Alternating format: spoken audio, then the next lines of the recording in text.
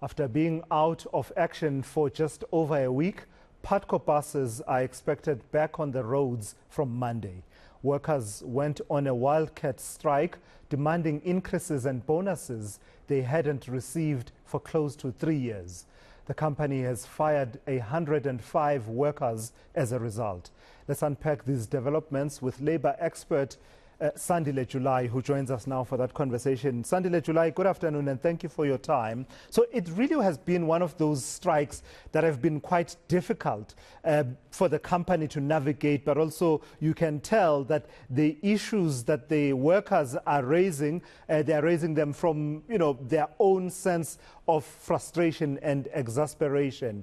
What have you made of how this whole dispute has been handled? 105 workers fired, but also the workers on the other side having embarked on what we've come to term a wildcat strike, being an unprotected strike. Good afternoon to the citizen. As I understand, the 105 have been dismissed because of the notice that was issued that the employees, there was an interdict that the employees, the strike that they embarked on was unprotected. And there were notices that were issued. I haven't read the case, I haven't followed the details of what exactly happened, but my reading of what is in the public is that Putco got an interdict to interdict the strike, which was unprotected.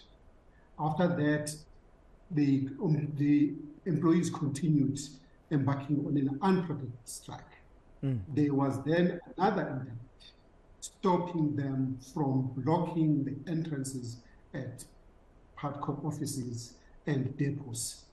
So the notices were issued as a result of the court order that they will be dismissed.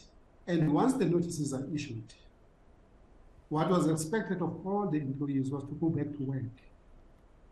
So I would assume the 105 would have been dismissed because they did not heed the call to go back in terms of the court order.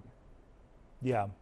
And in fact, the specter of more dismissals cannot be ruled out, Sandile July, because, as you rightly point out, there's been a second interdict that says these striking, Putco workers should not be blockading the depots to allow those who are not on strike to be able to carry on with their work. But you're also hearing some among those who are striking saying that they will actually continue with their strike action, which means that even that second interdict could find itself being challenged. I think that's the problem that we have in this country. People who don't respect the laws of this country, nor respect the court orders. When you have genuine demands, you still have to do whatever you do in terms of addressing those demands within the law. This country's got laws. There's a specific law that deals with these issues, which is the Labor Relations Act. And everyone is expected to act within that law. So if you are saying you're going to continue despite the court order, then the whole issue changes. It's no longer about the employment or issues that you are raising as demands. It becomes unlawfulness because there's a court order. Yeah.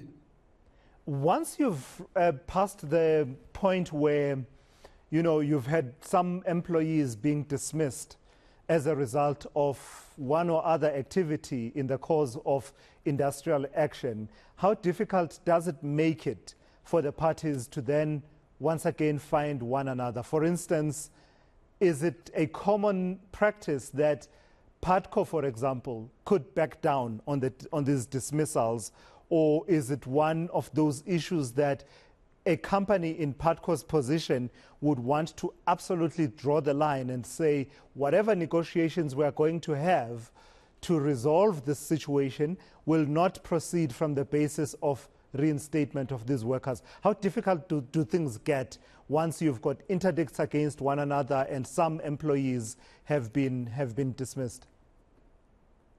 There's a continuous employment relationship that has to happen between the two, which is the trade union on the one hand and the employees, and Putco on the other hand. And courts also, when dealing with this issue, are always mindful of those issues.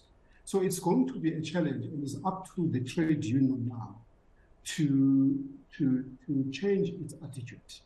Because if employees were dismissed, I'm still not sure to assess whether these people were dismissed because of the defiance of the court order or because of their misconduct during the protest action. Because even if you are in a protected strike, you can still be dismissed for committing misconduct. So if it is because of misconduct, of whatever reason, the trade union has to go back and change its attitude and talk to Putco.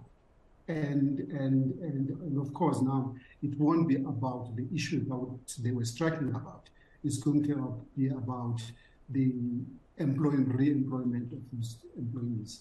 And I would imagine Putco would not want to create a precedent of people who misconduct themselves and then they still continue with the employment. It will depend. Like I said, I don't know the facts of the case. I don't know why they were dismissed. If they were dismissed because of misconduct, it's going to be very difficult. Lastly, just your sense of the impact of this strike and what's really at stake, because Putco is, a bus company that services, largely areas in the townships, but also in some instances interprovincially, regionally. For instance, that corridor between KwaMhlanga, Mpumalanga, that area towards Gauteng, etc. So it is critical to the movement of people in the South African economy. How high are the stakes for, one, the sustainability of this company, but also for, commuters who rely on its service? Yes. So there are a number of issues that people, when they go on strike, they have to think about. Our economy is not doing well. We've got a high unemployment rate. And if you go on strike, and I'm not sure whether Putco is doing well, because what can happen subsequently to this is that Putco would say we are retrenching people because we don't have money. We've got two conflicting interests. One, the employees want a salary increase because the standard of living has gone up. And of course, they would want to earn more.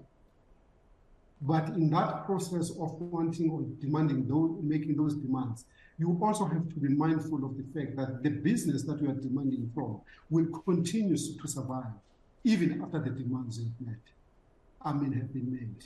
So it's a tricky situation because not only Putco which is being affected, because it carries people who go to work in other industries, which might be affected. And those people who are using Putco, most cases, they don't have alternatives. So it means they won't go to work and other employers get affected and the economy at large gets affected.